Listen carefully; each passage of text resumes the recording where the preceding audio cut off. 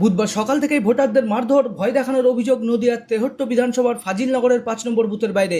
আবেদিন বিশ্বাস নামে এক সিপিএম কর্মীকে মারধরের অভিযোগ, ভেঙে দেওয়া হয় তার মোবাইল ফোনও। বুথের বাইরে মারধর করা হয় সাত্তার মণ্ডল নামে ৮০ বছর এক বৃদ্ধকেও। যদিও কেন্দ্রীয় বাহিনীর নিরাপত্তায় ভোট দিলেন ওই প্রবীণ। বাহিনী ওখানে ছিল, অলরেডি দাঁড়িয়ে ছিল, আসছিলাম আস্তে আস্তে বলে যে ভোট দিতে যেতে হবে না। তারা ছিল এখানকার হান্নান, ওই আমাকে মেরেছে। তৃণমূল দলের।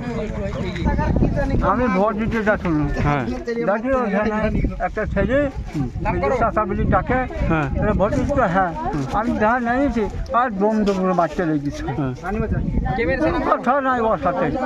ভোট দিতে যেতে পারেননি? কিচ্ছু বলেনি। যেতে কেন বাধা দিচ্ছে কেন? ভোট অন্য লোক দিবাবে দিচ্ছে। কারা কারা ওরা? লোক। ভোটারদের অভয় দিয়ে সাজোয়া গাড়ি নিয়ে আসে বিএসএফ এবং সিআরপিএফ। তেহট্ট বিধানসভার সিপিএম প্রার্থী সুবোধচন্দ্র বিশ্বাসও দাবি করেছেন একাধিক সিপিএম কর্মীকে মারধর করা হয়েছে। এখানে একটা চায়ের দোকানের ওখানে যখন এদিকে আসে ভোট কেন্দ্রে প্রবেশ করতে যায়, তখন মান্নান মণ্ডল নাম করে এখানকার বলা যায় যে কুখ্যাত সমাজবিরোধী তৃণমূলের, সে তাকে বাধা দেয় যে ভোট দিতে যাওয়া যাবে না। তারপরে ওকে মারধর করে এবং মোবাইলটা ভেঙে দেয়। সঙ্গে সঙ্গে দাঁড়িয়ে আমি এসডিপিও এবং অন্য অফিসারদেরকে আমি জানাই। আর তারপরে তারা এখানে মুভ করেছিল। তারপরে আমি নিজেও এখানে উপস্থিত হয়েছি।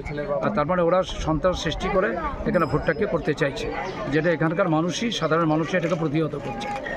প্রশাসনের দিক থেকে যতটা সহযোগিতা পাওয়া দরকার হচ্ছে না, বলবো না হচ্ছে, কিন্তু এটি বিলম্ব হচ্ছে।